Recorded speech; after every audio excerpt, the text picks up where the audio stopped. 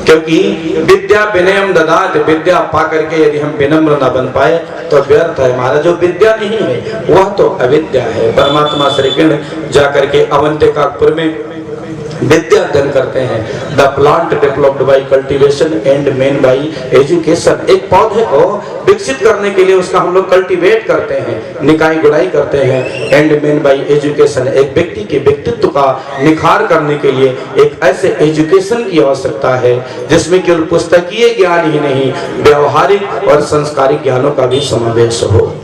तो महाराज वहाँ उन्होंने पुस्तकीय ज्ञान भी पढ़ा है, बहुत प्रकार की कलाओं का भी अध्ययन किया है। उन्हीं के एक मित्र हैं जिनका नाम है सुदामा। क्या नाम है माता बहनों? सुदामा।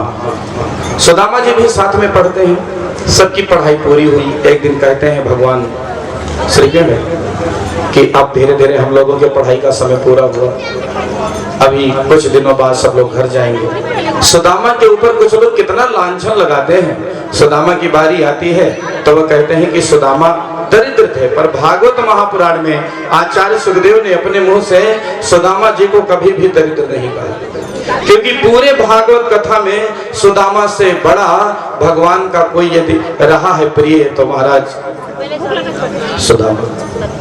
सुदामा से प्रिय संपूर्ण भागवत में कोई ना रहा। सबने परमात्मा को भजा प्रणाम किया, लेकिन परमात्मा ने स्वयं ही सुदामा को प्रणाम किया। तो कहते हैं सुदामा दरिद्र थे। यहाँ सब पढ़े लिखे लोग बैठे हैं। भैया दरिद्र कौन? दरिद्र यस्य असंतुष्ट। दरिद्र वह है जो असंतुष्ट है। दरिद्र वो नहीं है जिसने सवेरे खाया तो शाम को खाने ठिकाना नहीं। दरिद्र वो नहीं जिसके कपड़े पहनने ठिकाना नहीं। दरिद्र वो नहीं जिसके रहने को घर नहीं। दरिद्र तो वो है कि उसके पास है तो बहुत कुछ, फिर भी दूसरे का हड़प लेना चाहता है, किसका धन जबरदस्ती छीन ले, किसके जमीन पर कब्जा कर ले। सच्चे अर्थों में वही दरिद्र है। और दो वायरस बड़े खतरनाक है, कोरोना से भी अधिक। कौन? गांव में है, गांव में रहते हैं। पहले वायरस का नाम है मेढ़कटवा। वो कांधे पर कुदार रख के जाता है, मेढ़ छीलता है, क्योंकि सारी उपज मेढ़ पर ही मिलती है, पड़ोसी का मेढ़ छीलेगा। और दूसरा ये वायरस कहीं कहीं है विवाह कटवा। अगर जान पाओ किसी के घर में अच्छा रिश्ता तय हो गया है तो उसको काटने पहुंचेंगे। तो महाराज सुदामा जी गरीब हैं, निर्धन है, परंतु दरिद्र नहीं है। दरिद्र कौन है? दरिद्र तो वही है जो असंतुष्ट है, जो दूसरे के सुख को देखकर दुखी है। सच्चे अर्थों में वही दरिद्र है, पर वह तो भजनानंदी है। लोग कहते हैं सुदामा इतने दरिद्र हैं कि चना चुपके से खा लिया था, इसलिए उनको पाप लग गया। भाइयों बहनों, पर सच्चे अर्थों में बात तो कुछ और है। एक बार की बात है, गुरु माता ने श्री कृष्ण और सुदामा को कहा कि बेटा जंगल चले जाओ, समिधा ले आओ। क्या कहा लाने को माता बहनों? समिधा। ध्यान दीजिए, लोग कहते हैं पंडित जी हमारे घरे हवन है, लकड़ी कतरा लगी। ध्यान दीजिए, हवन करते समय हमें लकड़ी नहीं कहना चाहिए। ध्यान दीजिए, जब हवन करते हैं तब समिधा, जब हवन करते हैं तो समिधा। ध्यान दीजिए, जब हवन करें तब समिधा, और उसी से जब अंतिम संस्कार किया जाता है तब लकड़ी कहा जाता है, और उसी को जब भोजन बनाने के लिए जलाते हैं तो उसे ईंधन कहा जाता है। इसलिए जगह का ध्यान रखें। हवन करें तब समिधा, अंतिम संस्कार में लकड़ी, और भोजन पकाने में जले तब ईंधन। तो गुरु माता कहती हैं कि बेटा चले जाओ वन में, समिधा ले आओ। क्या कहा माता बहनों? ए शकुंतला, शकुंतला बात ना करो। क्या बात हो रही? शांत रहो बच्चा, आज रोज और चुप रहो, काल से को बतवाओ। भाइयों बहनों, मैं प्रार्थना कर रहा था, कहा जाओ समिधा ले आओ। समिधा लाने दोनों मित्र चल पड़े। गुरु माता ने थोड़ा चना बांध दिया, बेटा वन में जाओगे, हो सकता है भूख लगे, खा ले। पहुंचे, समिधा बटोरी, तब तक मौसम बिगड़ गया, जोरदार बारिश हुई।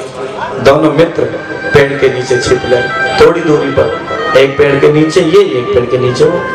सुदामा को बचपन से ब्रह्म ज्ञान था, वे सारी बातों को जानते थे, इसीलिए पत्नी के बार बार कहने पर भी वो जल्दी जाने को तैयार नहीं होते थे। बचपन से उनको पता था सारी घटनाओं के बारे में। उनको ध्यान आया कि गुरु माता ने थोड़ा चना दिया था, मैं भी खाऊं, मेरा मित्र भी खाए। जैसे पोटली खोली और चना को स्पर्श किया, उन्हें पता हो गया कि यह चना तो पूर्व में स्थापित है, जो खाएगा वो विपन्न निर्धन हो जाएगा, उसमें घर में, उसके घर में खाने तक का ठिकाना नहीं रहेगा। अब वो बड़े विवश हो गए, विषाद में पड़ गए कि मित्र को चना दूं या न दूं, क्योंकि पहले मित्र होते थे। मित्र, मित्र की पर्यायवाची सखा, सखा को पलट दे तो खास। आज की मित्रता पहले जैसी थोड़ी होती थी। आज जो तम्बाकू खाना सिखा दे वही मित्र बन जाता है, पान मसाला खाना सिखा दे वही मित्र बन जाता है, दारू शराब पीना सिखा दे वो मित्र हो जाता है। वो मित्र नहीं, वो शत्रु है। जो आपको तम्बाकू खाना सिखा दे उसे आप मित्र कह रहे हैं ना, उससे बड़ा दुश्मन कोई हो सकता है क्या? कोई नहीं। पर मित्र तो वही है जो सदैव महाराज उसके आनंद की परवाह करे। वे सोचने लगे कि ये चना मैं कैसे अपने हाथों से दूं? मेरा मित्र निर्धन नहीं होना चाहिए, मैं दुख सह लूंगा पर उसे दुख नहीं मिलना चाहिए। फेंक दूं तो भी ठीक नहीं है, जो खाए उसे अपराध लग जाए। तो जानबूझकर मैं किसी को ये दुख क्यों दूं? तो महाराज उन्होंने उस चना को स्वयं परमात्मा का ध्यान करके ग्रहण कर दिया। चना ग्रहण करते समय दांत खटखट बोले। परमात्मा श्री कृष्ण कहते हैं भाई कुछ मेरी ओर भी बढ़ाओ हुए। कहते भैया हो तब तो। बोले तो तुम्हारे दांत क्यों बोल रहे हैं? वे कह रहे हैं हमारे ठंड के खटखट हो रहे। उस स्थापित चने के कारण ही उनके भाल पर निर्धनता का कुमंग चिन्हित हो गया। मौसम ठीक होने पर दोनों परिजन पहुंचे हैं, विद्या अध्ययन पूरा हुआ, चलने की बारी आई तो गुरु जी से कहा गुरुदेव दक्षिणा। गुरु जी कहते हैं नहीं, गुरु वह जो शिष्य से कुछ मांगे ना, और शिष्य वह जो गुरु को सब कुछ दे दे। गुरु और शिष्य के बीच में लोभ यदि है तो कभी सच्चा ज्ञान प्रदान नहीं कर सकता, क्योंकि वही दिखाते सच्ची राह जिन्हें न पद पैसे की चाह, और जिन्हें पद पैसे की चाह है वे कभी सच्ची राह नहीं दिखा सकते। तो गुरुदेव ने कुछ मांगा नहीं, उन्होंने कहा पर मेरी इच्छा रखने के लिए आप कुछ तो कहो। गुरु जी ने कुछ नहीं कहा तो गुरु माता के पास गए, मैया जी आप ही कुछ कहो। उन्होंने कहा बेटा मेरी एक ही संतान थी जिसको शंकासुर नामक दैत्य हर ले गया। कि तुम में सामर्थ्य हो तो मेरे लाला को ला दो बस, और कुछ नहीं चाहिए। दोनों भाई चल पड़े। फिर क्या था, शंकासुर दैत्य को पकड़ के उसका वध कर दिया। समुद्र की शरण में छिपा था शंकासुर। समुद्र से कहा कि लाओ हमारे गुरुपुत्र को दो। बोले महाराज वो तो संयमनीपुरी पहुंच गया। तब संयमनीपुरी गए हैं, यमराज से कहा और तुरंत उन्होंने पुत्र को वापस किया है, ला करके गुरु माता को दिया। चलने लगे। श्री कृष्ण और सुदामा दोनों एक दूसरे के गले लगकर बहुत रोए। भगवान कहते हैं कि पंडित जी जीवन में कभी मौका मिले तो जरूर हमारी पुरी को आना। द्वारिकापुरी, द्वारिकापुरी कहाँ है? शकुंतला बहन जी बातें न करो, द्वारिकापुरी कहाँ है भाइयों बहनों? आए गुजरात में समुद्र के मध्य पश्चिमी समुद्र के अंदर एक द्वारिकापुरी भगवान बाके बिहारी का मंदिर और एक बेट द्वारिका समुद्र के अंदर समुद्री बोट से जाते हैं। बोलो भागवत भगवान की जय। तो वे कहते हैं कि मौका मिले तो हमारी पुरी को जरूर आना। फिर तो सब विदा हो गए, सबका शादी ब्याह हो गया, सब अपने अपने कामों में मस्त। सुदामा जी का भी ब्याह हुआ, उनकी पत्नी का नाम है सुशीला। क्या नाम है? सुशीला। अच्छी पत्नी पाना भी बहुत भाग्य की बात है। सबके नसीब में अच्छी पत्नी नहीं होती है। बहुत लोगों की पत्नी इतनी झगड़ालू होती है। और तो यहाँ टिकौना वाली हमारी माताएं बहनें सब ठीक है, तो दूसरी जगह की तो तीसरे दिन मारे पीट बवाले करती है। पत्नी कौन? जो पति पर हमेशा रहे तनी भृगुटी विलास सृष्टि लय, और खत्म करे उनकी मनी, वो नहीं तो पत्नी, वो नहीं नोट खर्च करे उन्हें गुर रहा है। लेकिन आप लोग ठीक हो, अलग की बात। तो महाराज सुदामा जी की पत्नी का नाम है सुशीला। सुशीला सुदामा के हर मुसीबत में एक साथ खड़ी है। पत्नी कौन? कि पति के असमर्थ होने पर भी उसका आत्मविश्वास न कमजोर होने दे। नहीं तो बहुत जन की कहती है कि तुम किसी कर्म लायक नहीं हो, तुमसे बढ़िया तो हमारे सहेली का पति इतना कमाता है, उतना कमाता है। दूसरी की संपत्ति और बुद्धि आदमी को हमेशा ज्यादा लगता है। पर पत्नी सबसे निकट मित्र होती है अपने पति की। यदि आप ही ऐसी बातें करके उस आदमी का आत्मबल गिरा दोगी तो जीवन में वो कभी सफल नहीं होगा। इसलिए नारी को कभी भी अपने पति से ऐसी बातें नहीं करनी है कि उसका आत्मविश्वास कमजोर हो जाए। और कितना भी सफल आदमी हो, एक बार आत्मबल यदि गिर गया तो नष्ट हो गया। आदमी अपने जीवन में एक बार मरता है जब प्राण निकलता है, लेकिन जिसका आत्मबल गिर गया वो पग पग पर मरता रहता है, घुट घुट कर मरता रहता है। इसलिए हमारी सोच सकारात्मक हो, आत्मबल गिरने ना पाए, इस बात का विशुद्ध रूप से ध्यान रखें। सुशीला पति के साथ समर्पण भाव में रहती, जो सुख दुख रहता उसी को हृदयंगम करती। पर कुछ ठिकाने नहीं घर में। किसान अपने खेत का अनाज काट ले जाए, जो खेत में गिर जाए वही जाए अनाज बीन लावे, उसी से परिवार का संचालन हो। सुदामा जी के कई बच्चे हैं। अच्छा, गरीबी में बच्चे भी बहुत होते हैं। एक समस्या ये भी है, जिनके घर में धन बहुत है उनके कोई खाने वाला नहीं है, और जिनके खाने ठिकाना नहीं उनके छिछा लेते हैं। तो कई बच्चे हैं महाराज, कई कई दिन बीत जाते, चूल्हे में आग नहीं पहुंचती, माने भोजन की व्यवस्था नहीं हो पाती। एक दिन की बात है, एक सप्ताह बीत गए, कुछ भोजन ना बना, तो बच्चों के अंदर तो एक महाराज आक्रामक भाव पैदा हुआ। सुशीला के देह की हड्डियां दिख रही हैं, छोटा सा बच्चा कोई भी नहीं। लेकिन माँ अपने संतान को दुखी कब देख सकती है? उन्होंने देखा कि हमारे बच्चे भोजन के बिना मर रहे हैं, तो कलेजा कांप उठा सुशीला का।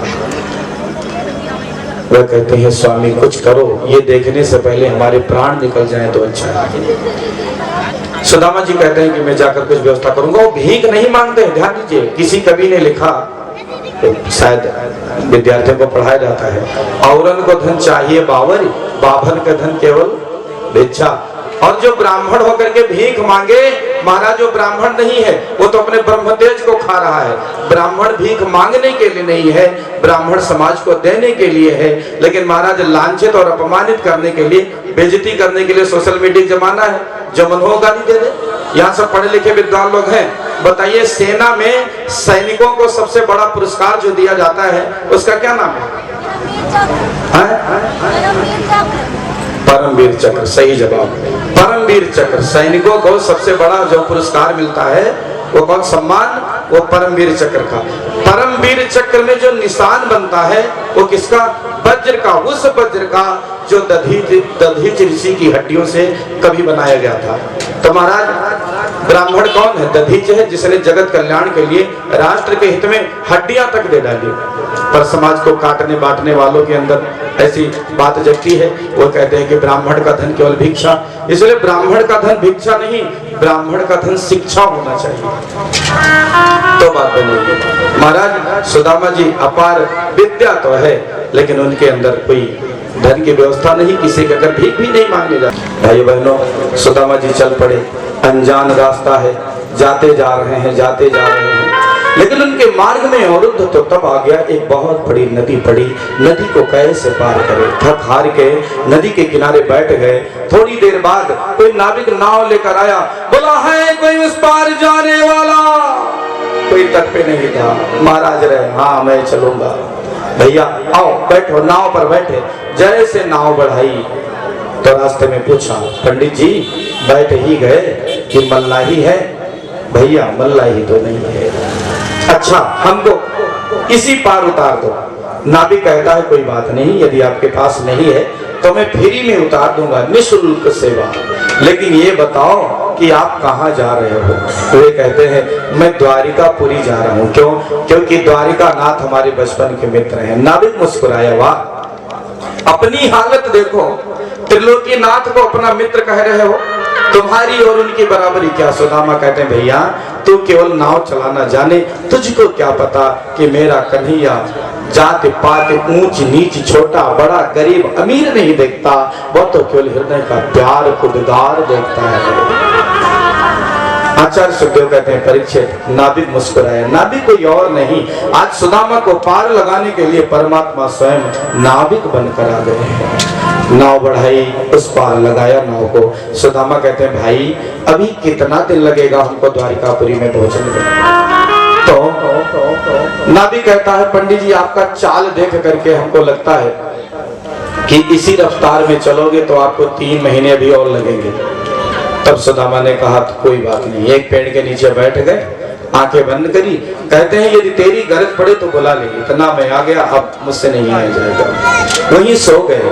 वर्णन आता है कि जब सुदामा जी की आंखें खुली तो वहां न नदी न पेड़, बस वहां तो हर और गुंजार हो रहा है, श्री कृष्ण गोविंद हरे मुरारे, हे नाथ नारायण वासुदेव। लोगों से पूछा भाई ये कौन सी नगरी है?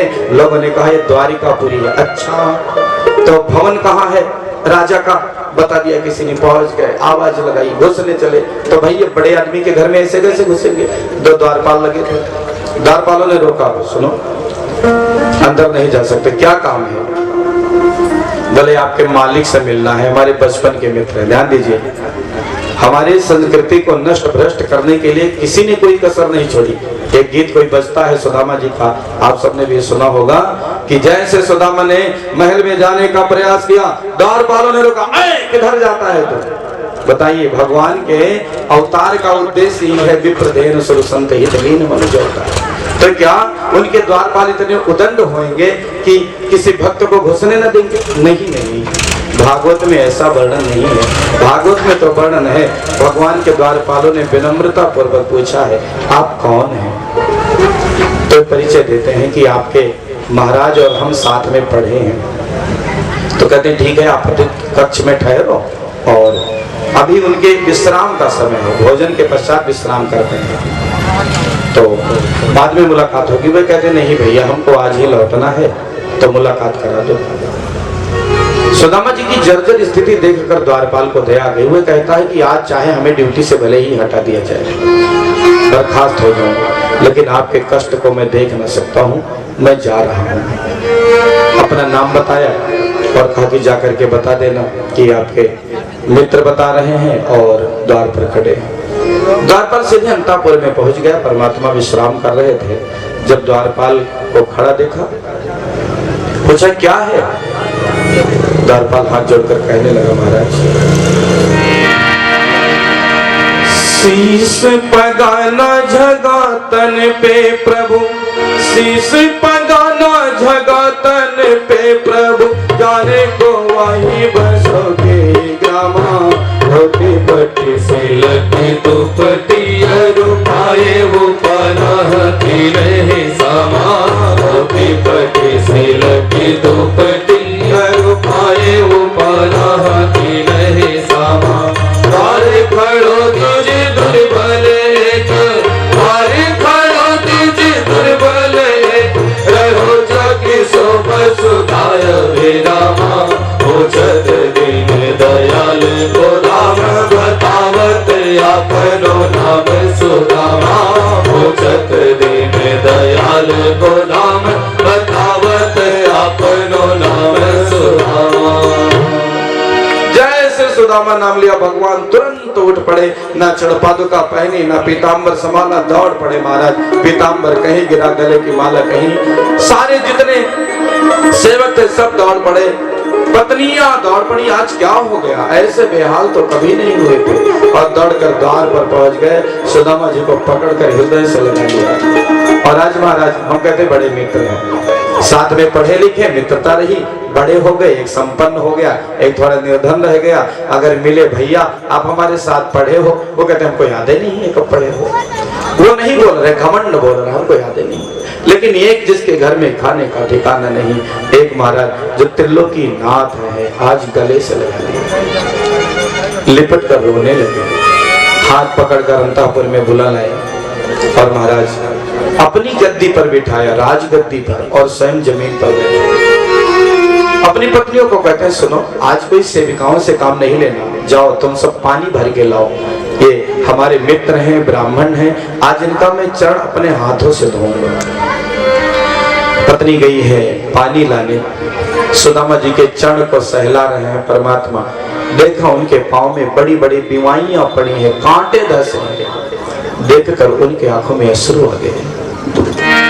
ऐसे बेहाले बेवाइन सो, ऐसे बेहाले बेवाइन सो, पग पंटक जाले लगे बोले जोए, आए माधव पायो सखा तुम, आए इतना गीत दिन बोले, आए माधव पायो सखा तुम, आए इतना गीत दिन बोले, आए माधव पायो सखा तुम, आए इतना गीत दिन बोले। देखी सुदामा की दीन दशा, देखी सुदामा की दीन दशा, करुणा करके करुणा निधि रोए, पानी परात को हाथ छुयो नहीं, नैनन के जल सो पर धोए, पानी परात को हाथ छुयो नहीं, नैनन के जल सो पर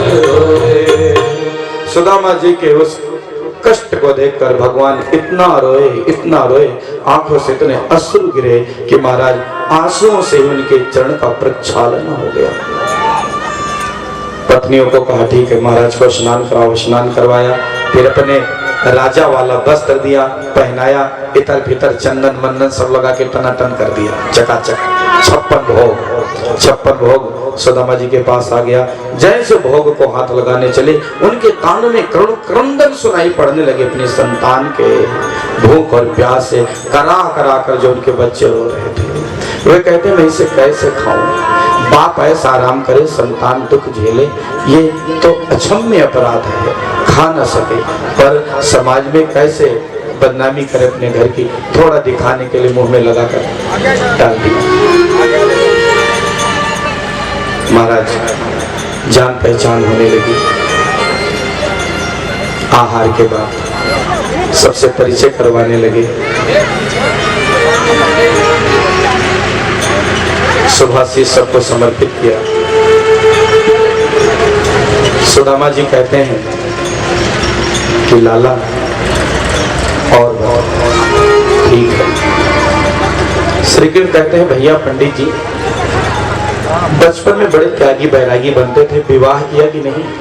बोले मेरा कहाँ मन था विवाह करने को, पर माता पिता नहीं माने तो मजबूरी में विवाह करना पड़ा। तुम्हारी भाभी का नाम है सुशीला। श्री कृष्ण कहते हैं अच्छा, तो भाभी ने हमारे लिए क्या दिया है? विवाह न किया होता तो नथिंग टेंशन अबाउट दैट, लेकिन विवाह किया तो दिया क्या? अब सुदामा जी सुख पा गए कि इतना बड़ा आदमी राजघराने की सब इसकी पत्नियां 56 भोग खाने वाला, अबे अपनी पोटली में कैसे दूंगा, कांख में और कस के दबाने लगे। कुछ दिया। सुदामा जी कहते हैं कि कन्हैया तुमको याद है बचपन में हम लोग वो खेल खेलते थे, प्रभु कहते हैं ये सब बात बाद में भाभी ने कुछ दियो कि ना है? लाला वो याद है हम लोग एक बार पानी बरस रहा था, वन में गए थे। श्री कृष्ण कहते हैं ये सब बात बाद में, पहले बताओ भाभी ने कुछ दिया कि ना है? सुदामा जी कहते हैं या कि यही तो गंदी आदत है, जो जिद कर ले उसी पर अड़ा रहा है। इस बात को बंद करो, नहीं तो तुम्हारी पत्नियों को बता देंगे तुम्हारे बचपन का नटखटपना। वे कहती हैं कि सबको पता है इसलिए तो इतनी ज्यादा है। तो बताओ भाभी ने क्या दिया है? दबाया कस के तो भगवान ने झपट लिया, हाथ की पोटली छीन ली। जैसे पोटली लिया उनके आंख पुनः सजल हो गए। चावल की स्थिति देखकर प्रभु रोने लगे, पर प्रेम प्रसाद था महाराज। वे तो कहते हैं, प्रभु सदा कहते हैं कि भाव का भूखा हूं मैं, बस भाव ही एक सार है, भाव से भजता मुझे तो भव से बेड़ा पार है। एक मुट्ठी चावल हाथ में लिया और कहा कि ऐ विश्वकर्मा निर्माण के देवता प्रकट हो गए। महाराज बोले जा जाओ जहाँ सुदामा की टूटी मड़ैया है वहाँ सुंदर भवन का निर्माण कर दो, एक बहुत सुंदर नगर बनना चाहिए वहाँ। विश्वकर्मा पहुंच गए, निर्माण हो गया, मुट्ठी चावल ग्रहण, दूसरी मुट्ठी उठाई, महाराज समृद्धि के देवता कुबेर का स्मरण किया है, जी महाराज जा करके सुदामापुरी को समृद्धशाली कर दो, कर दिया।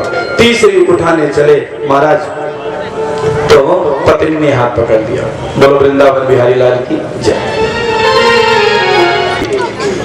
सुदामा जी के विदाई की बेला आई तो भगवान कहते हैं कि ये बताइए भाभी ने कुछ सूचना भी दी है हमारे लिए।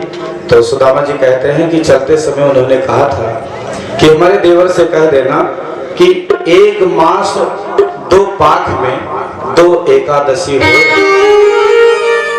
पर मेरे घर गोपाल जो नित्य एकादशी हो। सबके घरों में तो महीने में केवल 2 एकादशी होती है जिसमें लोग अनाज ग्रहण नहीं करते, पर हमारे घर में तो प्रतिदिन एकादशी जैसा ही होता है। चलते चलते परमात्मा श्री कृष्ण सुदामा जी से कहते हैं महाराज तो पहुंचकर भाभी को कहना कि होनी सी सो हो गई, पर अब ना ऐसी होए, भाभी तेरे भवन में नित्य द्वादशी होए। एकादशी व्रत के पश्चात लोग पारण करते हैं ना, तो वैसा माहौल बनेगा। सुदामा जी चल पड़े।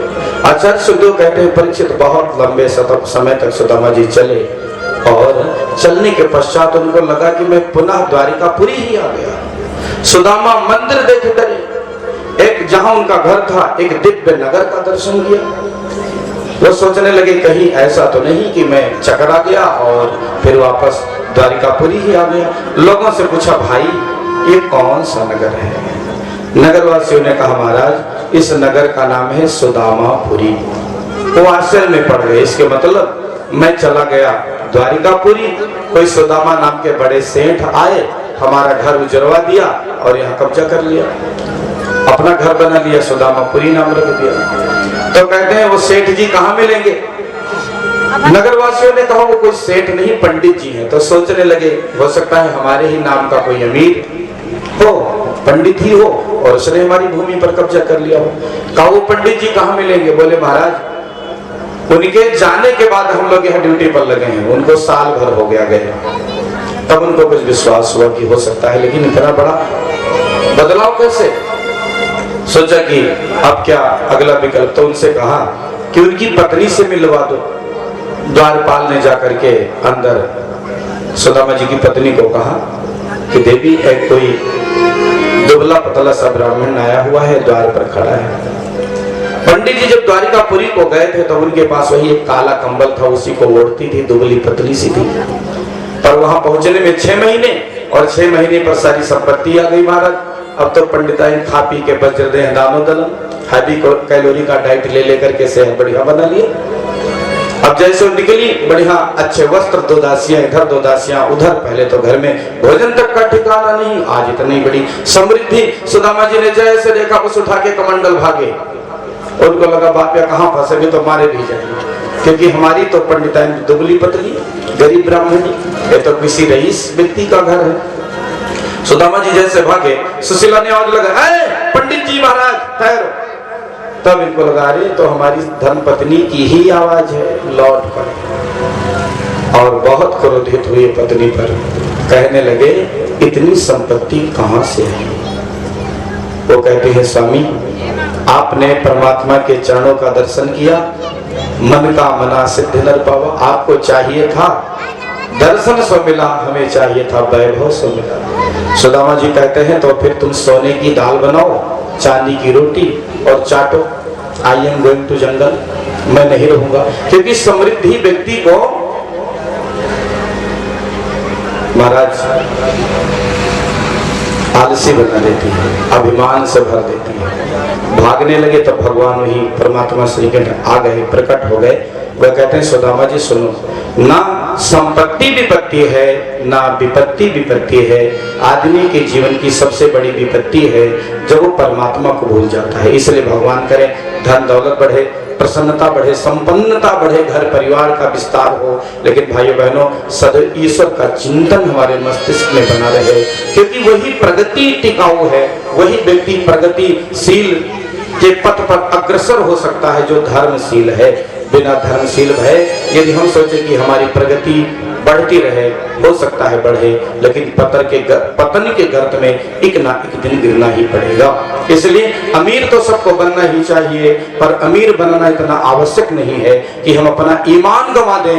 बेईमानी करके अमीर बनने की बारी आए तो हमें उसका परित्याग करना चाहिए, क्योंकि जिसने बेच दिया ईमान, करो नहीं उसका सम्मान। परमात्मा श्री कृष्ण कहते हैं कि इसलिए सुदामा जी, आपके घर में समृद्धि है, अच्छा है, लेकिन समृद्धि का अभिमान नहीं होना चाहिए।